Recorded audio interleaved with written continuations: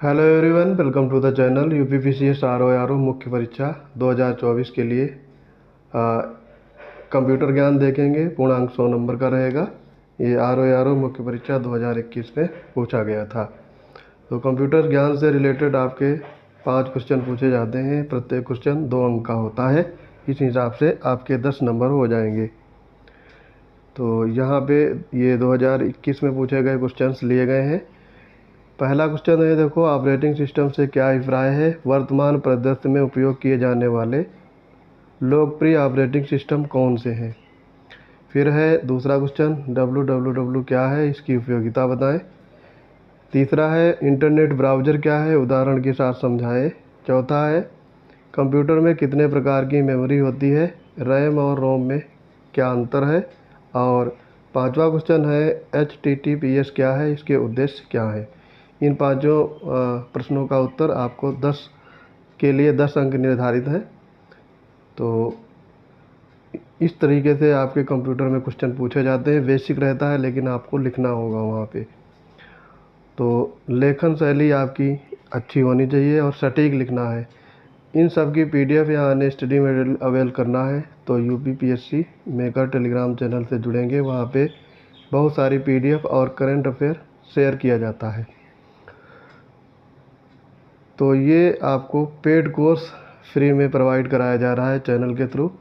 तो इसको हल्के में मत लीजिएगा क्योंकि ये सारे प्रीवियस ईयर के मेंस पेपर कराए जा रहे हैं।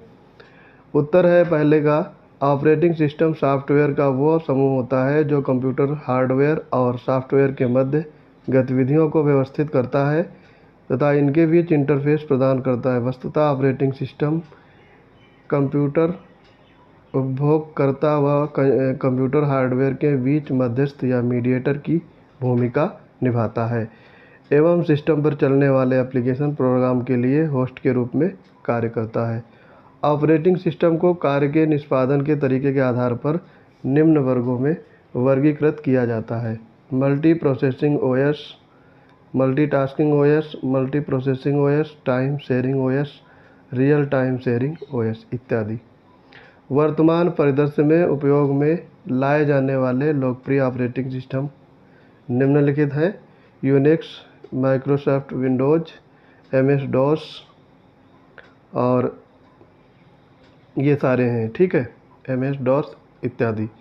दूसरा क्वेश्चन का आंसर है, www हाइपर मीडिया पर आधारित सॉफ्टवेयर प्रौद्योगिकी है जो hyper text, graphics, audio video, multimedia जैसे लगभग सभी क्षेत्रों से संबंधी सूचना मुहैया करवाता है। इसे वर्ष 1989 में यूरोपीय नाभिकीय अनुसंधान केंद्र द्वारा शुरू किया गया था। इसका आशय अनुसंधानकर्ता समूह द्वारा दूरस्थ स्थानों पर विचार विमर्श करने की आवश्यकता है।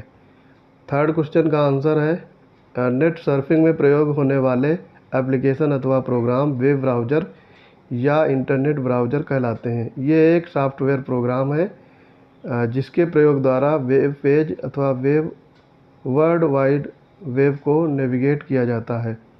साथ ही HTML में लिखे गए वेब पेजों को इंटरप्रेट, फॉर्मेट व डिस्प्ले करवाता है। कुछ प्रमुख वेब ब्राउज़र इस प्रकार हैं, आपको पता होगा, डेली यूज करते हैं web browser: mosaic, Linux, opera, Google Chrome, Mozilla, Firefox इत्यादि, ठीक है। फोर्थ क्या था, कंप्यूटर सिस्टम के लिए किसी भी निर्देश सूचना परिणाम को एकत्रित करने और भविष्य में पुनः उपयोग करने में प्रयुक्त होने वाली युक्ति या डिवाइस को स्मृति मेमोरी कहते हैं। मेमोरी मुख्यतः 2 प्रकार की होती है: आंतरिक प्राथमिक या मुख्य मेमोरी और बाह्य या द्वितीयक या सहायक मेमोरी।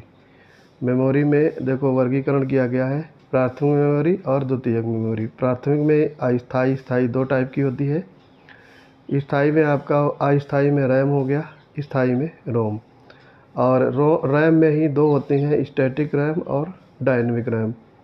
और रोम में आपके 3 टाइप होते हैं, प्रोम, EPROM और EEPROM, ठीक है। तो ये आपकी मेमोरी के टाइप हो गए। फिर आगे पूछा गया था रैम और रोम में डिफरेंस क्या है। रैम का पूरा नाम रैंडम एक्सेस मेमोरी होता है। वह एक स्थायी मेमोरी होती है जिसमें एकत्र आंकड़े को स्टोर करने के लिए लगातार विद्युत सप्लाई की ज़रूरत होती है, जबकि रोम का पूरा नाम रीड ओनली मेमोरी होता है। ये एक स्थायी मेमोरी है जिससे कंप्यूटर के बंद होने के बाद भी आंकड़े सुरक्षित रहते हैं। रोम की विशेषता यह भी है कि इसमें एकत्रित आंकड़ों में कोई परिवर्तन नहीं हो सकता है। BIOS नाम का एक प्रोग्राम रोम का उदाहरण है, ठीक है, जो कंप्यूटर में ऑन होने पर उसकी सभी इनपुट और आउटपुट डिवाइस को निरीक्षण व नियंत्रण करने का कार्य करता है। पांचवा है HTTPS प्रोटोकॉल सिस्टम। दो सिस्टम ब्राउज़र और वेब सर्वर के बीच संचार को सुरक्षित करने के लिए विकसित किया गया है। इसका पूर्ण रूप हाइपरटेक्स्ट ट्रांसफ़र प्रोटोकॉल सिक्योर होता है। HTTPS ब्राउज़र और सर्वर वेब सर्वर के बीच हाइपरटेक्स्ट प्रारूप को डेटा ट्रांसफ़र करता है, जबकि HTTPS गोपित प्रारूप में डेटा ट्रांसफ़र करता है। इसलिए HTTPS हैकर्स को ब्राउज़र व वेब सर्वर के बीच डेटा ट्रांसफ़र के दौरान डेटा को पढ़ने व संशोधित करने से रोकता है। डेटा ट्रांसफ़र के दौरान डेटा की सुरक्षा ही HTTPS का मुख्य उद्देश्य है। तो दोस्तों, ये था आपका कंप्यूटर का पहला वीडियो। इसमें 5 क्वेश्चन पूछे गए थे और आपको ऐसे ही लिखना होगा। तो आई होप ये वीडियो आपको पसंद आ रहे होंगे।